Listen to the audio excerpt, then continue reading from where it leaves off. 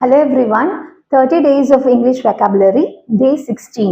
So, இன்னைக்கு நம்ம பார்க்க போற 3 words. First word, caring.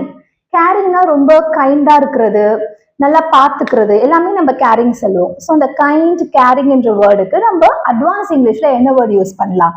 benevolent. benevolent. So இதை எப்படி சென்டென்ஸ் அப்ளை பண்ணலாம்? The benevolent teacher helped everyone. கைண்டா இருக்கிற அந்த டீச்சர் வந்து எல்லாருக்கும் ஹெல்ப் பண்ணாங்க அப்படின்னு சொல்றதுக்கு இந்த பெனிவலண்ட் என்ற வேர்டை அப்ளை பண்ணலாம். செகண்ட் வேர்ட் மீன். மீன் சொல்றது ஹார்ம்ன்றது ஒரு ஒரு தாக்குறது, ஒரு கஷ்டத்தை கொடுக்கறது, அந்த மாதிரி எல்லாமே நம்ம ஹார்ம்ஃபுல் சொல்லுவோம். ஸோ அதை வந்து நம்ம எப்படி அட்வான்ஸ் வேர்ட்ல யூஸ் பண்ணலாம்? மெலவலண்ட். மெலவலண்ட். ஸோ இதை எப்படி சென்டென்ஸ் அப்ளை பண்ணலாம்? The villain had malevolent intentions. அந்த வில்லனுக்கு வந்து ரொம்ப ஹார்ம்ஃபுல், ஒரு தப்பான, ஒரு தாக்கக்கூடிய ஒரு எண்ணங்கள் வந்து இருந்தது அப்படின்னு சொல்றதுக்கு மெலவலண்ட் அப்படின்ற வேர்டை யூஸ் பண்ணுவோம்.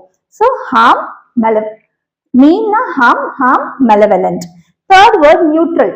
நியூட்ரல்னா நாட் கேரிங், எதை பத்தியும் கவலைப்படாம இருக்கிறது, அந்த விஷயத்தை கன்சிடரே பண்ணாம இருக்கிறது நம்ம நாட் கேரிங் சொல்லுவோம். ஸோ நியூட்ரலா இருக்கிறது. அந்த நியூட்ரல் என்ற வேர்டை நம்ம அட்வான்ஸ் இங்கிலீஷ்ல எப்படி நம்ம அப்ளை பண்ணலாம்? apathetic. apathetic. ஸோ இதை சென்டென்ஸ் எப்படி அப்ளை பண்ணலாம்? He was apathetic about politics.